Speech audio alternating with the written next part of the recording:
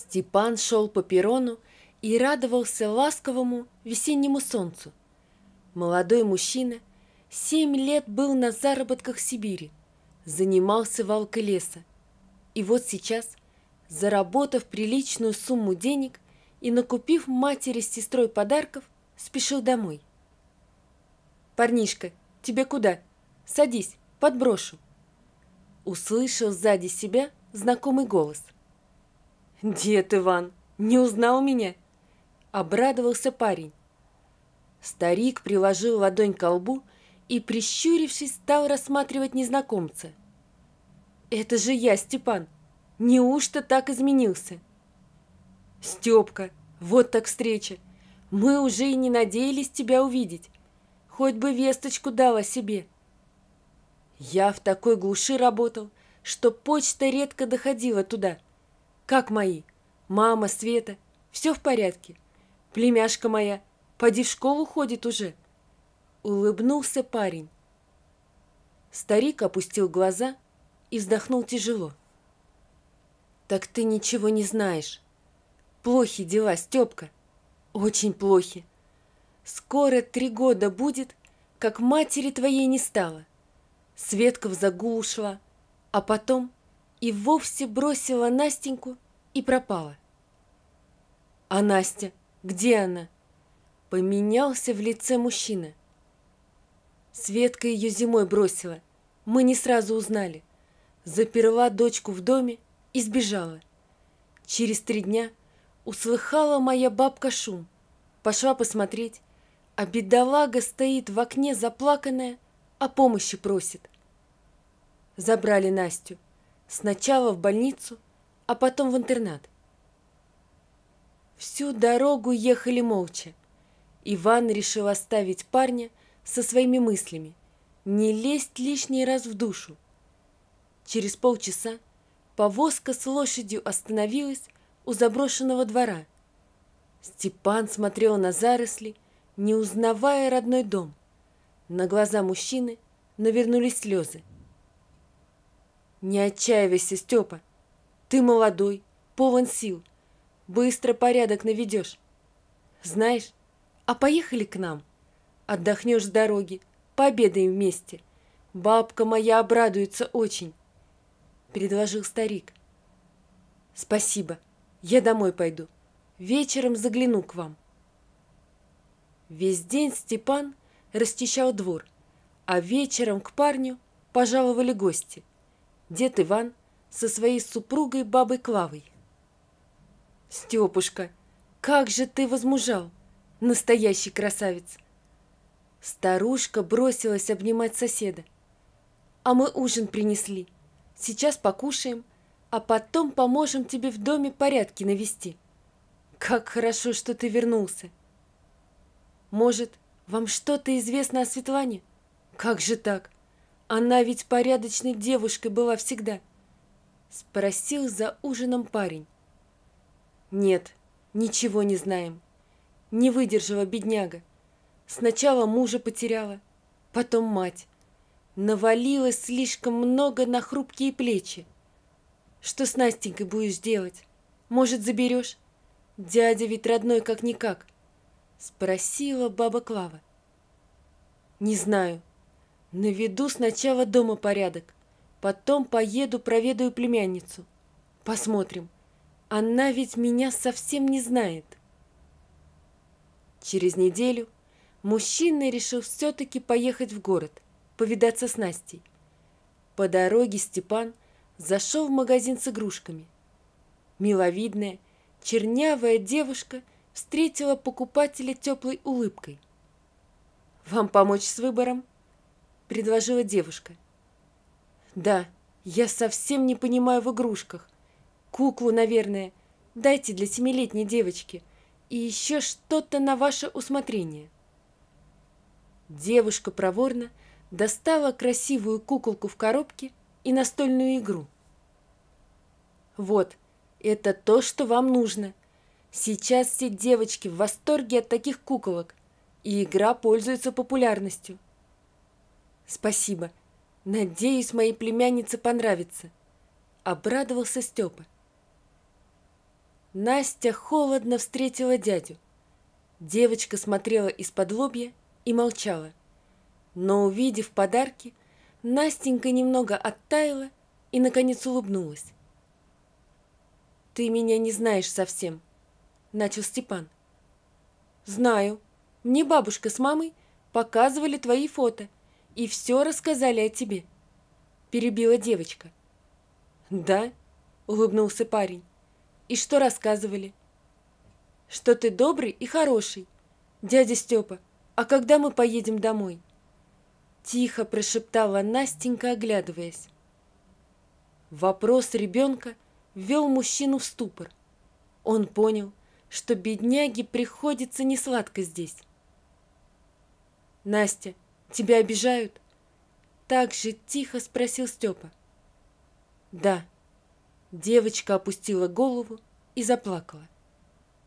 «Сейчас я точно не смогу тебя забрать, но обещаю, что скоро ты будешь дома. Не грусти, хорошо?» «Хорошо», – прошептала Настя. Степан сразу же пошел к директору интерната и узнал неутешительные новости. «Я понимаю, что вы родной дядя и все такое, но для опекунского совета недостаточно родственных связей. Вы официально трудоустроены?» «Нет, я же рассказывал, что только из заработков вернулся, но у меня есть крупная сумма денег», — пытался объяснить парень. «Это не аргумент. Все должно быть официально. Ваше семейное положение, жена, дети есть?» «Нет», — покачал головой Степа. «Плохо, очень плохо. Если действительно намерены оформить опекунство, вам нужно устроиться на работу и жениться». «Но это же не делается за один день, а Настя хочет домой». «Ничем не могу помочь», — развел руками мужчина. Проведя почти весь день в городе, Степан еле успел на последний автобус. Мужчина присел на свободное место и погрузился в тяжелые раздумья. «Ой, здравствуйте!» Услышал рядом приятный голос. «Это вы?» – удивился парень. «Как вы здесь оказались?» Возле него сидела та симпатичная продавщица, которая помогла с выбором игрушек. «Домой еду, в Яблоневку. Я работаю в городе, а живу в селе, с бабушкой», — объяснила девушка. «Надо же, так мы с вами земляки», — засмеялся мужчина. «Я тоже из Яблоневки». «Меня Анна зовут», — улыбнулась красавица. «Степан, вашей племяннице понравились подарки?» «Да», — тяжело вздохнул мужчина. От безысходности парень все рассказал малознакомой девушке. «Да, ситуация. Никогда не одобряла этих правил. Получается, что у нас все решают справки, а что у людей в душе происходит, мало кого интересует», — возмутилась Аня. «Анюта, а я вспомнил тебя. Ты внучка бабы Веры, верно?» «Да», — улыбнулась девушка. «А я вас совсем не помню». «Ты еще совсем девчонкой была, когда я уезжал.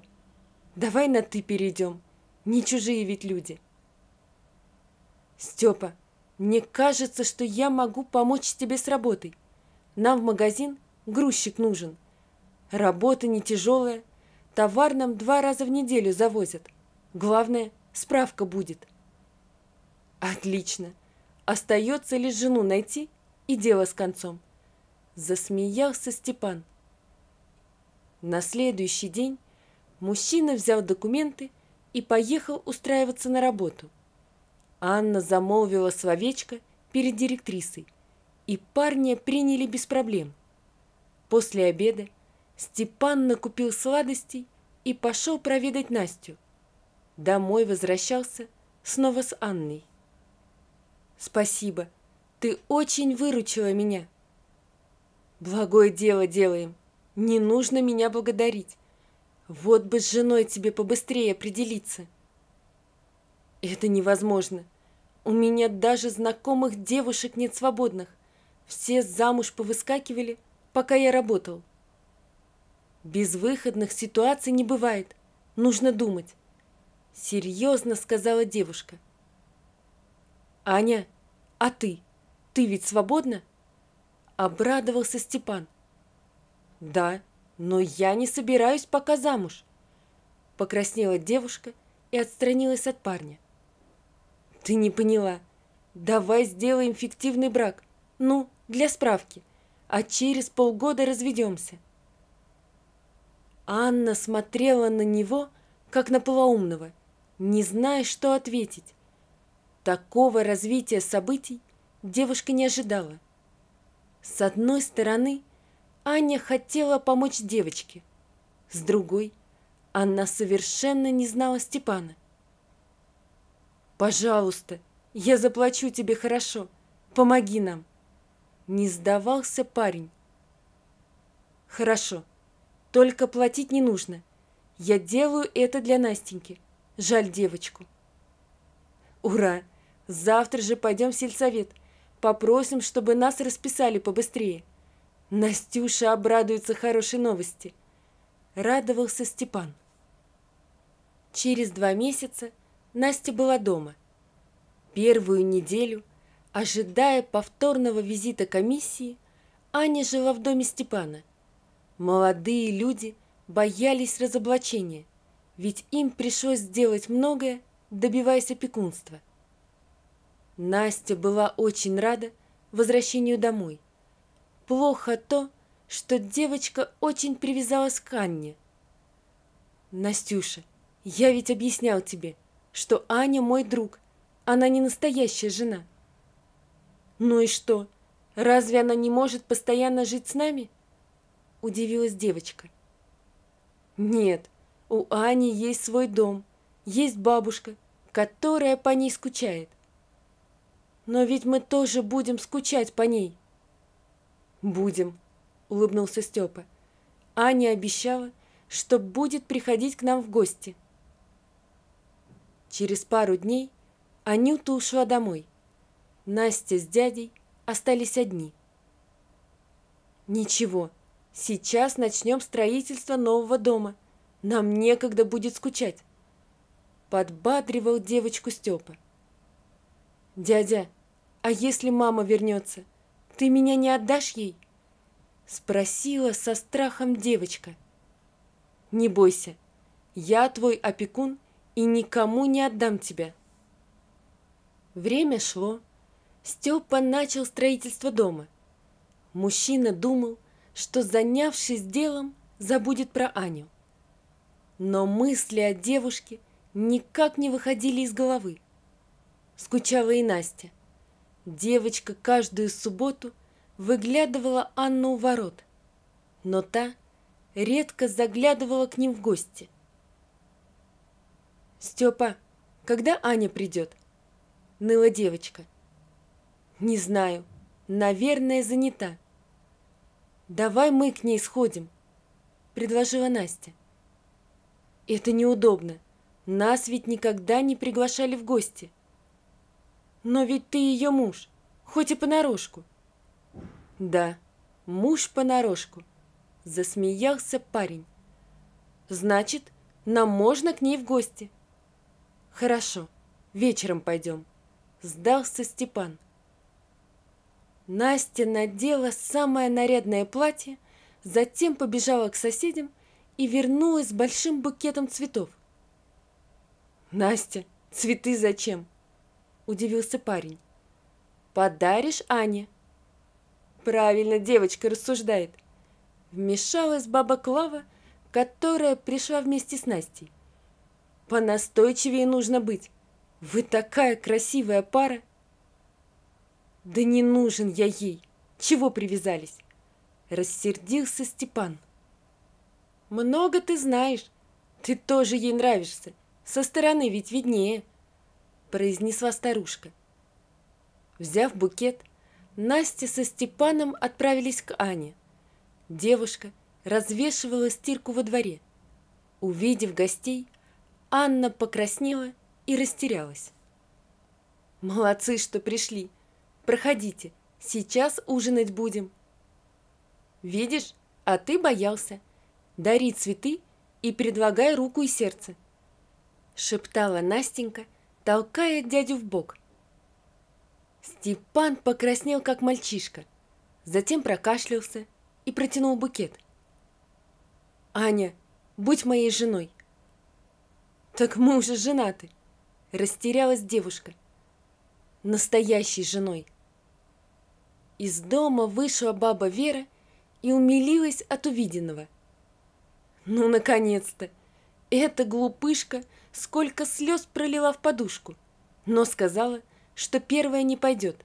Боялась, что не нужна тебе. «Нужна! Еще как нужна!»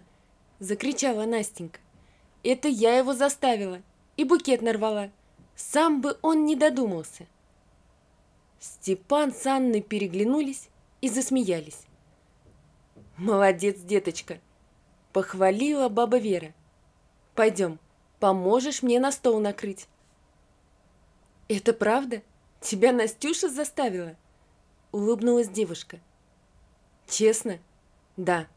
Сам бы я не решился. Боялся, что прогонишь меня», произнес Степан, обнимая Аню. Вот такая история, друзья. Напишите, пожалуйста, что вы думаете об этой истории. Не забудьте подписаться на канал и поставить лайк. Всего вам доброго. До свидания.